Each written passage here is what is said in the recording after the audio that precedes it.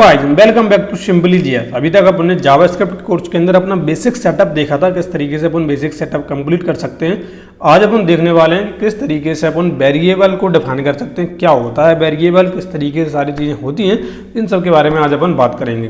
तो यहाँ पे अगर मैं आपको दिखा दूँ, अगर आपको VS कोड में अंदर ले जाके, तो यहाँ पे मैंने एक index.html नाम से फाइल बनाई है। यहाँ पे index.js नाम से एक फाइल है।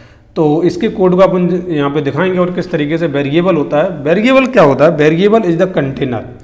एक जैसे घर के अंदर एक डिब्बा होता है ना, अपने घर के अंदर कोई डिब्बा होता है, उस डिब्बे के अंदर आपको कोई चीज़ रखनी होती है, तो आप कोई सामान रखने के लिए किसी एक पर्टिकुलर डिब्बे का यूज करते हैं। बिल्कुल उसी तरीके से यहाँ पे वेरिएबल होते हैं, जिससे आप किसी भी वेरिएबल को यूज करते हैं। मतलब जैसे आपने बोला कि मुझे ए नाम का एक वेरिएबल बनाया है जिसके अंदर वैल्यू 20 है, ए नाम से वेरिएबल जिसके अंदर वैल्यू 20 है। अब ये आपने बता तो दिया, लेकिन आपको कहाँ पे रखना है, आप कैसे मालूम करेंगे कि किसी पर्टिकुलर वेरिएबल ही है? तो इस चीज़ को बताने के लिए आप क्या करते हैं, इसके जो प्री डिफाइंड प्रिमिटिव टाइप हैं उनको अपन यूज करते हैं। जैसे यहाँ पे सबसे बेसिक जावास्क्रिप्ट के अंदर रहते हैं, पेयर होता है, एक कीवर्ड होता है जिसकी मदद से अपन क्या करते हैं, वेरिएबल को डिफाइन करते हैं। दूसरा अपना होता है लेट, जिसकी मदद से अपन वेरिएबल को डिफाइन करते हैं। तीसरा होता है अपना कॉन्स्ट, जिसकी मदद से अपन वेरिएबल को डिफाइन करते हैं। तो बेयर, लेट और कॉन्स्ट तीनों ऐसे तरीके हैं जिनकी मदद से अपन वेरिएबल को डिफाइन कर सकते हैं। अब इनकी कुछ अपनी अपनी विशेषताएं हैं, जैसे कि जब भी अपन बेयर कीवर्ड के साथ काम करते हैं, बेयर कीवर्ड एकमा स्क्रिप्ट के पहले का काम है। एकमा स्क्रिप्ट क्या है? एकमा स्क्रिप्ट है 2015 के पहले की जावास्क्रिप्ट, एकमा स्क्रिप्ट के बाद यानी कि 2015 के बाद की जावास्क्रिप्ट। तो 2015 की जावास्क्रिप्ट पे आप बेयर कीवर्ड का यूज होते हुए देखते थे। अब ये बेयर कीवर्ड क्या होता है? आपने बेयर कीवर्ड लिखा, उसके बाद आपने ए लिखा, उसके बाद आपने यहाँ पे 20 लिख दिया। उसके बाद मैं यहाँ पे क्या करता हूँ, console.log और यहाँ पे ए कर देता हूँ। तो अब अगर मैं यहाँ पे जाऊँगा ब्राउजर पे और यहाँ पे अगर मैं आपको यहाँ पे इसको दिखाऊंगा, तो यहाँ पे 20 आपको यहाँ पे देखने के लिए मिल जाएगा। और इसी तरीके से होता है अपना लेट। अगर आप लेट को इस तरीके से यूज कर देंगे और सेम चीज़ आपको यहाँ पे ब्राउजर पे देखने के लिए मिल जाएगी। कॉन्स्ट के ऊपर अगर आप लेट के बाद कॉन्स्ट को भी कर देंगे, तो इस तरीके से अपन क्या कर सकते हैं, तीनों चीज़ों बिल्कुल सेम तरीके से अपन को रिजल्ट देखने के लिए मिल रहा है। अब आप पूछेंगे कि इनमें अंतर क्या है, किस तरीके से होते हैं। होता क्या है कि आपने बेयर कीवर्ड को इस तरीके से लिख दिया। जब भी आप बेयर कीवर्ड को इस तरीके से लिखते हैं, तो इसका वेरिएबल का जो डिक्लेरेशन है, आप यहाँ पे अगर जैसे डिक्लेरेशन नहीं दो, आप यहाँ पे डिक्लेरेशन मत दो, इस तरीके से छोड़ दो, कोई बात नहीं है, तो वो क्या कर देगा, वो यहाँ पे अनडिफाइंड आपको लिख के दे देगा। इसी तरीके से आप अगर बेयर की जगह लेट को कर दो, तो आप यहाँ पे लेट को इस तरीके से कर सकते हैं, तब भी आप वो कर देगा, अनडिफाइंड लिख के दे देगा। लेकिन अगर मैं यहाँ पे कॉन्स्ट को करता हूँ इस तरीके से, तो अगर मैं इस तरीके से करने की कोशिश करूंगा, इसके बाद जाऊंगा तो यहाँ पे unquote syntax error missing initializer in const declaration. तो कॉन्स्ट के अंदर आपको वेरिएबल को डिक्लेयर करना ही पड़ेगा, इसके अंदर कुछ ना कुछ आपको वैल्यू पास करनी ही पड़ेगी। अगर आप नहीं करोगे तो आपने जो पहले एरर देखा वो एरर आपको देखने के लिए मिल जाएगी।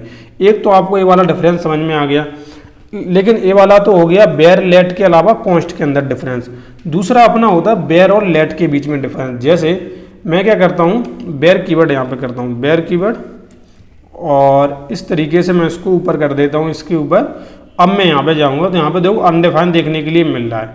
लेकिन अगर मैं बेयर की जगह यहाँ पे अगर मैं लेट कीवर्ड कर दूँ, इसके बाद अगर मैं जाऊं, तो आप यहाँ पे देखो अनकोट रेफरेंस एरर, अब अपन को देखने के लिए मिलेगा एक एरर।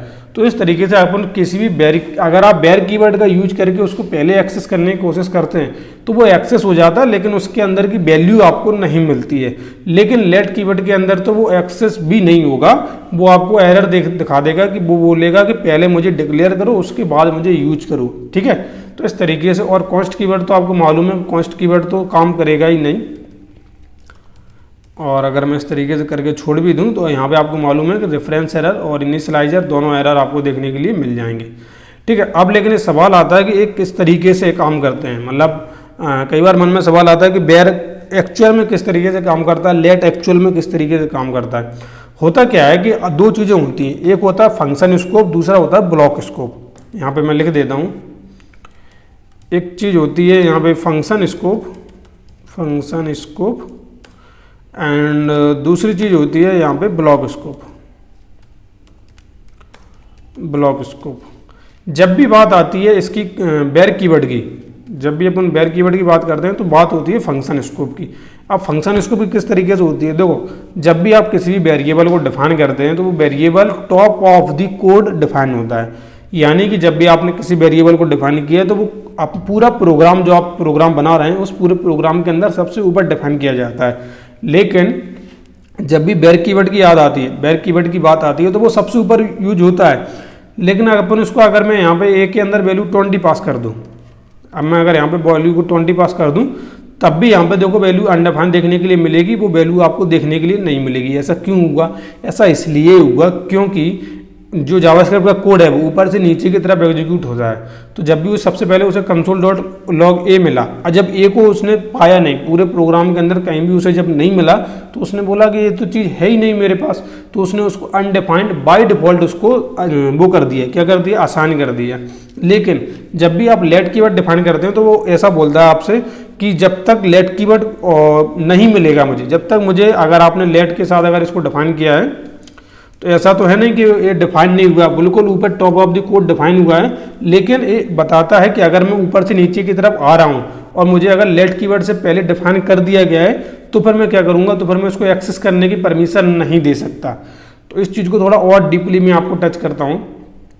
देखो ये होता है ब्लॉक स्कोप, इसको बोला जाता है ब्लॉक।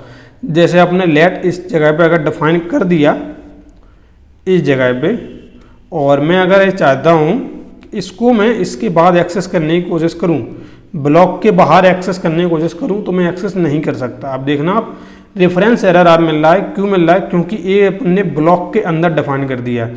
लेकिन इसी ब्लॉक के अंदर मैं अगर बेर कीवर्ड के साथ डिफाइन कर दूँ, बेर को अपन ब्लॉक के साथ अगर डिफाइन करेंगे और ब्लॉक के बाहर अगर उसको एक्सेस करने की कोशिश करेंगे तो अपन ईजिली कर सकते हैं। अभी देखो यहाँ पे 20 देखने के लिए मिल रहा है, और जिस तरीके से लेट काम करता है उसी तरीके से कॉन्स्ट भी काम करता है कि आप वो ब्लॉक के अंदर ही काम करेगा। अगर मैं इसको चला के दिखाऊँ तो ये देखो रेफरेंस एरर देखने के लिए मिल रहा है। तो आपका लेट और कॉन्स्ट जो है वो ब्लॉक के अंदर ही काम करता है, ब्लॉक के बाहर काम नहीं करता है। ठीक है, अब इसके अंदर डिफरेंस क्या है? अब लेट और बेर के अंदर और लेट के अंदर तो डिफरेंस आपने समझ लिया। अब लेट और कॉन्स्ट के अंदर डिफरेंस क्या है वो आपको समझाता हूँ। आपने यहाँ पे कॉन्स्ट किया, वैल्यू ए की और वैल्यू यहाँ पे 20 आ गई। लेकिन अगर मैं यहाँ पे ए की वैल्यू को अब मैं यहाँ पे 30 करना चाहता हूँ इस तरीके से, अगर मैं इस तरीके से करने की कोशिश करूँगा तो अनकोड टाइप एरर देखने के लिए आपको मिल जाएगी। तो इस तरीके से अपन कॉन्स्ट नहीं कर सकते। एक बार आपने जो वैल्यू को डिफाइन कर दिया वही वैल्यू आपकी पूरे प्रोग्राम के अंदर रहनी चाहिए। लेकिन अगर अपन कॉन्स्ट की जगह अगर मैं यहाँ पर लेट का यूज करता हूँ, इस तरीके से लेट का अगर मैं यूज कर देता हूँ, उसके बाद अगर मैं करूँगा तो यहाँ पे वैल्यू देखो आपको 30 देखने के लिए मिलेगी। इन द एस्पेक्ट ऑफ 20 की जगह आपको 30 देखने के लिए मिल जाएगा। तो लेट वेरिएबल कब यूज किया जाता है? जब आपने कोई वैल्यू को डिफाइन कर दिया, उसके बाद आपको जब कभी चेंज करना है तो आप लेट कीवर्ड का यूज कर लो।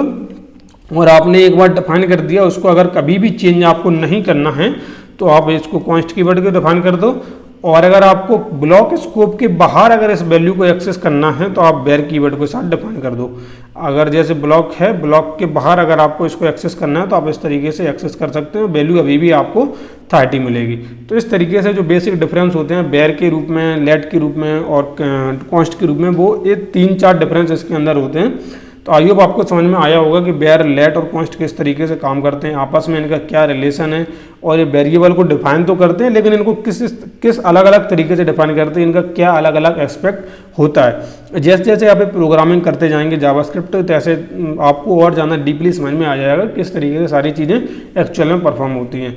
ठीक है, तो आप चैनल को सब्सक्राइब कर लेना और इंस्टाग्राम पे कोई मैसेज कर देना अगर कोई स्पेशल डाउट है।